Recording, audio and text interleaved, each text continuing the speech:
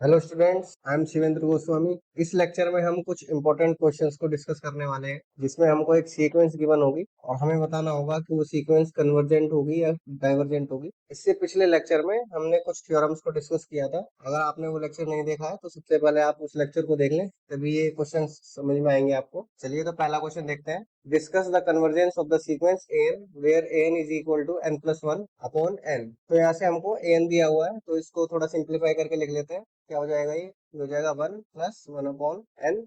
ठीक है, और हम एन प्लस वन की वैल्यू निकाल लेते हैं, यानी कि एन की जगह पर हम एन प्लस वन पुट कर देंगे, तो क्या आ जाएगा? One plus one upon n plus one.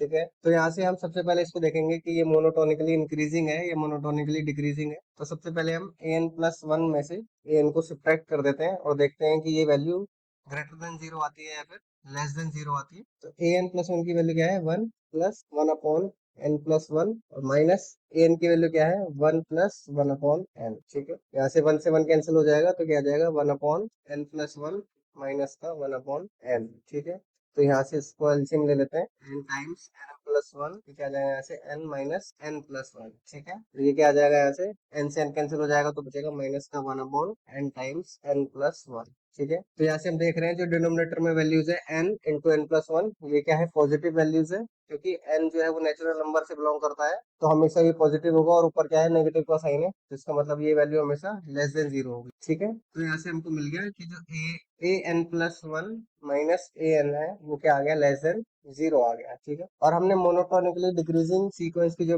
Definition दी थी, तो उसमें हमने बताया था कि जो सीक्वेंस की टर्म्स होंगी वो क्या करेंगी? इंक्रीज करेंगी या डिक्रीज करेंगी। ठीक है, तो यहाँ से हम देख रहे हैं कि जो ए n plus one minus A N है वो लेस देन जीरो आ रहा है। इसका मतलब क्या है? कि जो ए एन की वैल्यू है वो क्या है? ए एन से बड़ी है। ठीक है, तो यहाँ से a n plus one is less than a n, यानी कि ए एन बड़ा है, और इसका जो नेक्स्ट टर्म है ए एन प्लस वन वो उससे छोटा आ रहा है, तो इसका मतलब जो सीक्वेंस है वो कैसी है? वो एक डिक्रीजिंग सीक्वेंस है। इसका मतलब sequence a n is monotonically decreasing. ठीक है, तो यहाँ से हमें चीज पता लग गई कि मोनोटोनिकली डिक्रीजिंग है सीक्वेंस। अब हम देखते हैं जो एन की वैल्यू है वो क्या है। Now n is equal to one plus one upon n. ठीक है, और ये जो वैल्यू होगी वो हमेशा क्या होगी? वो हमेशा वन से बड़ी होगी। देख रहे हो आप, वन में जो है वो एक positive quantity one upon n हमेशा ऐड हो रहा है, तो इसका मतलब ये क्वांटिटी हमेशा वन से बड़ी होगी। या फिर हम कह सकते हैं कि जो वन है वो इसका एक लोअर बाउंड है। ठीक है, लोअर बाउंड की डेफिनेशन में हमने देखा था, लोअर बाउंड उस नंबर को कहते हैं जिस नंबर से सीक्वेंस के सभी टर्म्स कैसे हो? बड़े हो। तो यहाँ से वन क्या है?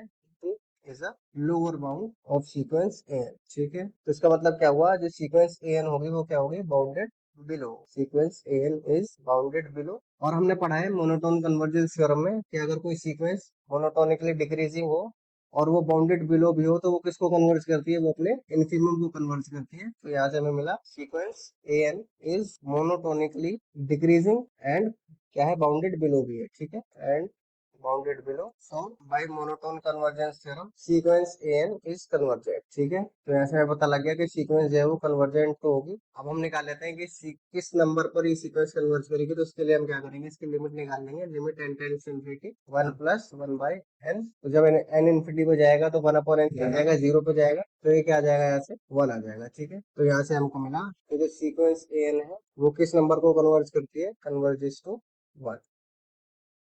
चलिए अब नेक्स्ट क्वेश्चन देखते हैं। So that the sequence n raise to the power 1 by n converges to 1, यानी कि हमें इस क्वेश्चन में दिखाना है कि जो सीक्वेंस होगी जिसका nth term n raise to the power 1 by n होगा, वो किसको कन्वर्ट करेगा? 1 को कन्वर्ट करेगा। तो इस तरह के क्वेश्चंस के लिए हमने एक रिजल्ट करा था कि अगर कोई सीक्वेंस हमारे पास पॉजिटिव टर्म्स की, तो वहां पर limit n tends to infinity a n raise to the power 1 by n की लिमिट क्या आएगी? Equal to limit n tends to infinity a n plus one upon a n। यहाँ पर ये लिमिट एग्जिस्ट करे, फाइनाइटली करे या infinitely करे, ठीक है, वही इसकी वैल्यू होगी। तो यहाँ से आप देखिए कि जो यहाँ से a n की वैल्यू होगी वो क्या हो जाएगी? यहाँ से n हो जाएगी। फिर a n is equal to क्या हो जाएगा? n हो जाएगा। ठीक है, और हमें क्या चाहिए? a n प्लस वन भी चाहिए, तो n प्लस वन की वैल्यू क्या आ जाएगी? n plus one. और अब फिर हमें क्या निकालना है? Limit n tends to infinity a n raise to the power 1 by n, जो कि किसके बराबर है? Limit n tends to infinity a n plus one upon a n, उसकी वैल्यू हम यहाँ पर कर देंगे। a n प्लस वन क्या है? n plus one.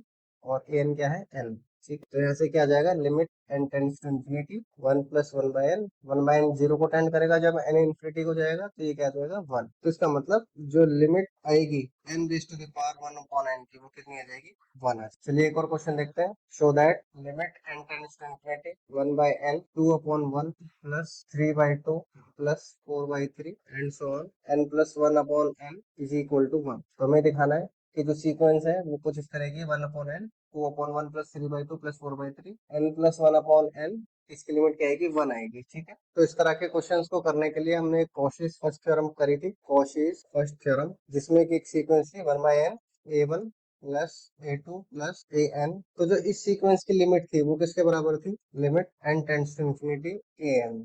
ठीक है, यहाँ पर की लिमिट, तो यहाँ से हम देख रहे हैं जो हमारा क्वेश्चन है वो भी कुछ इसी फॉर्म का है, 1/n और ये a1 है, ये a2 है और ये क्या है nth टर्म है। तो अगर हमें इस क्वेश्चन की लिमिट निकालनी है तो हमें क्या करना होगा, इसके लिए हमें an की लिमिट निकालनी होगी।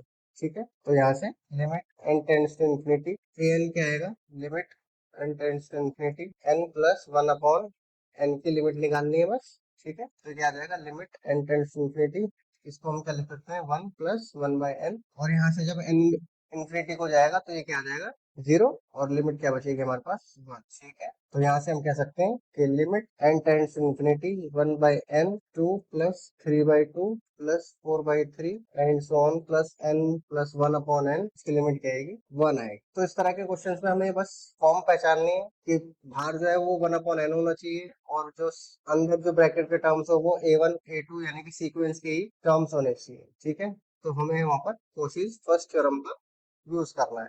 ठीक है, चलिए अब नेक्स्ट क्वेश्चन को देखते हैं। Show that limit n tends to infinity 1/n² plus 1/n+1 का होल स्क्वायर प्लस 1/2n का होल स्क्वायर, यानी कि n + n का होल स्क्वायर है। ठीक है, इसकी लिमिट क्या आएगी 0, ये हमें शो करना है। तो इस क्वेश्चन में जो हमें an गिवन है वो क्या है, an है हमारे पास 1/n² प्लस 1/n+1 का whole square plus and so on 1/2n का होल स्क्वायर। ठीक है, तो अब हमें पता है कि किसी भी नंबर में अगर जिसका डिनोमिनेटर होगा, यहाँ पर डिनोमिनेटर होगा, वो जितना बड़ा होगा जो टोटल वैल्यू आएगी वो उतनी ही छोटी आएगी।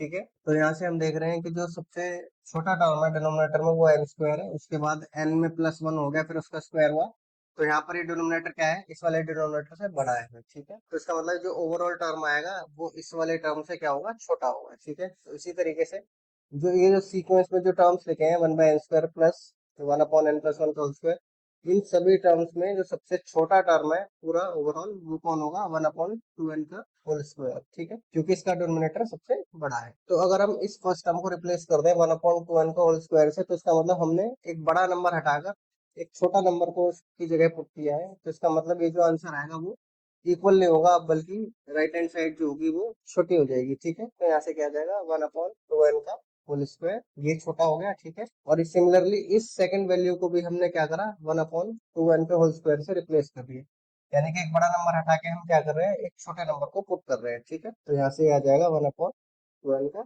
Whole square. ठीक है, अब ये जो टर्म्स है ये कितने टर्म्स है, इनकी काउंटिंग आज से शुरू होगी n+0 से लेके n+n तक, यानी कि 0 से लेके n तक हुआ, तो इसका मतलब टोटल टर्म्स n+1 है।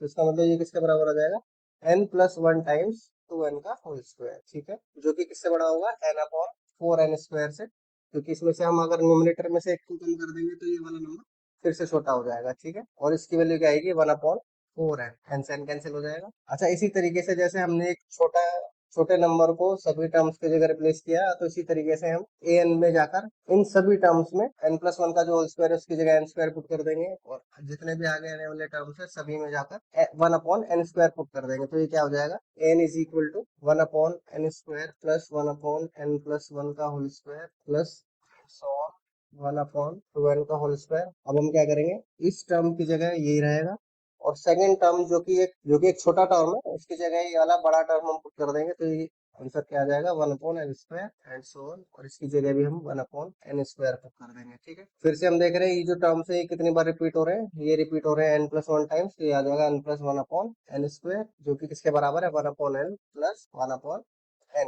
ठीक है, तो यहाँ से हमने देखा जो an सीक्वेंस है वो किससे बड़ी है, 1/4n से बड़ी है, और जो एन सीक्वेंस वो किससे छोटी है, 1/n+1/n² से छोटी है। ठीक है, तो यहाँ से अब देखते हैं आगे। तो इसका मतलब एन जो सीक्वेंस है वो किससे बड़ी आई हमारे पास, 1/4n, और किससे छोटी आई, 1/n+1/n²। और हमने स्क्वीज प्रिंसिपल पढ़ा था प्रीवियस वीडियो में, जिसमें हमने कहा था कि अगर हमारे पास एन कोई सीक्वेंस है और बी एन और सी एन भी दो सीक्वेंस है, सच दैट जो एन के टर्म्स है वो सी एन से बड़े हैं और बी एन के टर्म्स ए एन से बड़े हैं, यानी कि जो ए एन है वो इन दोनों सीक्वेंस के बीच में स्क्वीज हो जाएगी। तो जो सी एन की लिमिट आएगी और जो बी एन की लिमिट आएगी वही किसकी लिमिट आएगी, ए एन की भी लिमिट आएगी। ठीक है, तो यहाँ से हम देख रहे हैं जो ए एन सीक्वेंस है वो किन दो सीक्वेंस के बीच में स्क्वीज हो चुकी है, 1/4n और 1/n+1/n²। ठीक है, तो यहाँ से less than limit a n और less than limit n tends to infinity 1/n+1/n²।